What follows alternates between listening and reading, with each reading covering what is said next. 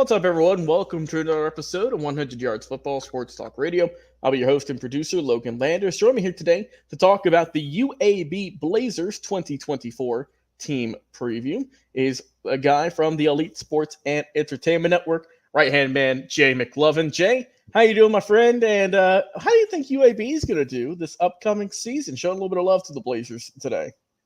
Yeah, Logan, it might just be a little love. I don't think it's going to be a whole lot. Well, hey, and we know you don't hold back, so let's hear. We'll hear you out, right? Well, now I know what a blazer is. I guess a blazer is a dragon. I had no idea what a blazer was, but I guess I've always liked their logo. I always thought their logos were cool, so I'll always give them that. Okay, so we got.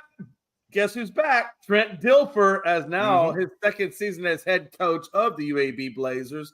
And I always liked Trent. I felt like he understands the game. He didn't have to be the Patrick Mahomes of the NFL, but I always felt like he was a good, solid quarterback. And obviously he got a Super Bowl ring out of it. So, you can't hate on the guy. And now he's a coach. So we went from quarterback, now he's a coach, second season there. If you know anything about the UAB Blazers, they started off with Bill Clark as coach. And, he got the slogan, he did the most with the least. That's where Coach Bill Clark was. Well, then he got relieved, and then incoming coach was Bryant Vincent. And the best thing he did was he got 7-6 out of this team in 2022. And then, of course, in 23, then that was the entrance of the Trent Dilfer era.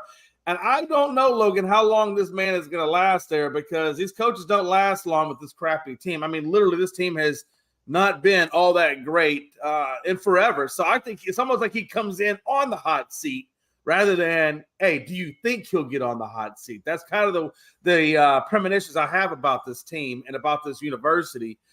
He played four losing seasons, or four losing teams. I'm sorry. He had played four losing teams last year, Logan. And against all those teams that had losing records, he still lost, Logan. Lost to all of them. And he didn't just lose. He got rocked by them. That's how bad UAB was last year. You're playing four losing record teams, and those four losing teams still blow you out.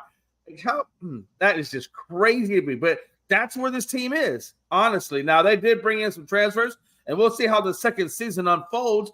They got a light schedule. They got enough talent, and they got a year under Trent Dilfer's system. So I'm expecting what they should be a better team than what they were last season. And we hope that that's true. I think the university is hoping that plays out that way. If the offense can produce, this could be a dangerous team in the AAC. I never even heard of the AAC conference, Logan. That's how low this conference is. I didn't even pay attention to it until we started doing these teams. So that's kind of where they are. And they got Alex Mortensen, the son of ESPN reporter Chris Mortensen, in charge of leading the said offense that we're going to be talking about. The Blazers are 72%, or when they are 72% of its short dink and dunk passes. So 72% of their offense relies basically on the Bill Belichick strategy with Tom Brady of the dink and dunk passes, which is fine, because if you can move the offense that way, that's great. But you don't expect long bombs out of this team, Logan. Just kind of expect more of a New England Patriots style of offense right now. The Blaze, or I should say former Baylor Bear, in his 18th, they're 18th in the nation. Let me go back to that. They're 18th in the nation when they're hitting 450 yards. So when this team gets 450 yards of the offense, they become 18th in the nation. What I told you, this offense can be good. They have everything they need. They just got to put it all together. And, you look at Tayshawn Palmer, the former Baylor Bear. He hit 3,100 yards, 20 touchdowns. And, Logan, he can run with the damn ball, which is great. The only downside is he had 9 picks. But you know what? When you're throwing 20 TDs and you're only giving 9 picks, I think that's manageable. I think you can now – obviously, you want to get less than that this year. But that's still a manageable amount if the defense comes out and does its job. But, yeah, they have a lot of vets here. They got a lot of vets returning even from last season. So it's going to be interesting, such as Amari Thomas, who led the team with 53 receptions, Logan, and tight end Bryce Damius who is a great big target for him to throw to in the end zone. I really expect about 6 wins out of this team. Look, I think it's 6-6 maybe on the season. I think the likely win is Alcorn State. I think the likely losses is Arkansas and Memphis. And then you can just throw every other damn team in there. After that, it's 50-50, right? But, when I look at this O-line, they allowed 4.1 tackles for loss, Logan, and 2.25 sacks per game. So you got 4 tackles for loss, 2.25 sacks a game, with 4 starters are back.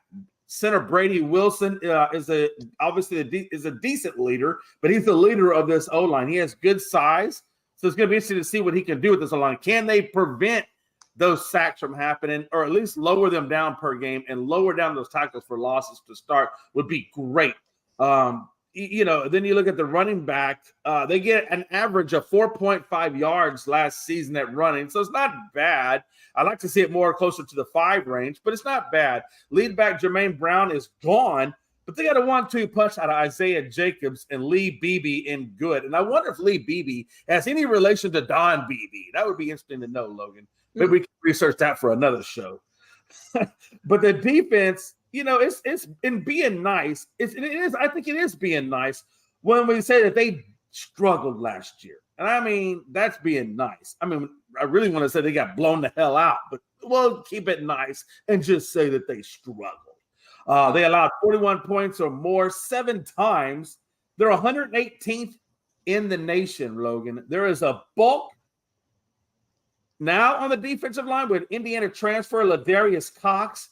The linebackers, they need more pass rush at linebacker. No tackles for loss last season, Logan. None. They got to do what the other teams are doing to them and get into the damn backfield. Just a little QB pressure is all they really got last year, but no sacks, no tackles for losses. Purdue transfer, OC Brothers, has got to be a factor right away on the outside. Michael Moore is going to be playing in the middle, so it's going to be interesting to see how that dominant rose. But they really need a lot more out of that linebacker, especially on the outside, to get to that quarterback. The secondary, Alabama transfer Adrian Maddox is a playmaker at safety, which is good. They had a good combo at cornerback in Kobe Dempsey and Trey Miller. They should play well. I would say that to wrap this up, the key is don't let quarterbacks hit your quarter, or don't let quarterbacks hit their throws. Don't let them hit their throws. Try to start disrupting it, because they are 4-0 when they have 55% or less on QB hits. They are 0-8 when they do connect with their throws. So you've got to get in there and disrupt that passing play on the offense, or on the defense has got to do that. The key player, and this is the last point, OC Brothers is a defensive end. Key game is Navy. So I got OC Brothers, like I said, at that defensive end spot to get pressure. And then their key game is Navy on September 28th. They got to get off to a quick start and build throughout the season, Logan. Yeah, when I look at UAB, it's a team who, as we said on the Trent Dilfer last year, struggled, as you could say expected. But now that he's into his second year with the program, now that there's been, as you know, some shakeups in the coaching ranks, and now that he's gotten a little bit of recruiting under his feet, this is where the team should improve. Will they? I don't know. They went 4-8 last season. Obviously, you want to do better than that. When you look at this program, to me, Jay, when you look at the offense, it all starts with Jacob Zeno. We know what he did last year, set records at the school for completions, completion percentage, pretty accurate as well. Like I said, over 3,000 yards, 20 TDs, 9 INTs. Not too bad. Not too bad for a school that really needs solid quarterback play. You mentioned the running game and how that is going to – I don't know if that's going to gel immediately, because you are bringing in a new tandem. So we'll see how that's going to work. The receiving core, you've got guys, as you mentioned, like Amari Thomas, Iverson Hooks, and Cam Shanks to help out. Like I said, they got some big guys up front on the O-line. Just make sure that Jacob can get to his spot, isn't rushed, and can really just ball out like we know he can. Because also, too, Jay, there's a lot of experience on this offense specifically. for the most part, right? A lot of seniors I'm seeing here, a lot of juniors, so guys who have some experience playing football either with UAB or with other programs. But in offense, Jay, really don't matter. It really don't matter, Jay, if the offense does anything, if the defense isn't going to do anything. That's what we said with USC last year. USC struggled so bad because their offense was tremendous with Caleb Williams and everyone, but their defense was bottom of the barrel. It just was not good. And that's kind of how UAB is last year, Jay. Last year, they gave up 36.9 points per game, second most in the AAC. They gave up 40 points in 7 different games last year. It's hard to win games when you're giving up 40 points. I don't know if I need to say any more. The secondary, they allowed 7.3 yards per completion, gave up the most first downs also in the AAC. So they really have to get their defense on point. Like I said, a lot of guys left, a lot of transfers. So it's unproven, man. There's a lot of question marks on this defensive side of the ball. Some bright spots. I like Kevin Penn, 4.5 sacks, 43 tackles last year out of Decatur, Alabama. You got Michael Moore. He's coming back. He had 63 tackles with 5.5 tackles for loss. So, I mean, I don't expect much of an improvement from UAB. I think that they'll still be below 500 on the season. I think we'll see some good flashes, but I'm kind of scared in a sense, Jay, because you're losing a lot of good talent after this season going into 26 or in the 25-26. And I don't know if I would hope that the athletic director and the front management, the ones who cross the I's and cross the I's, dot the T's and everything. So I think that if they give Dilfer some time to get his style in there, they might improve, but it's going to be tough. Because you've lost a lot of guys already.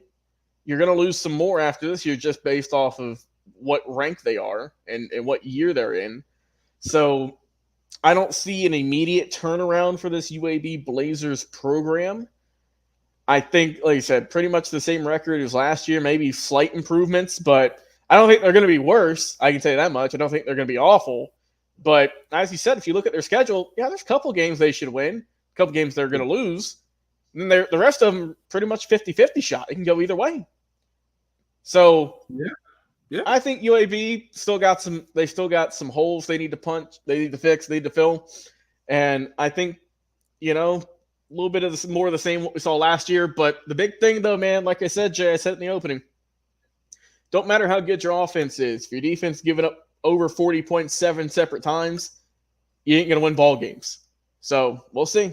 We'll see what UAB does.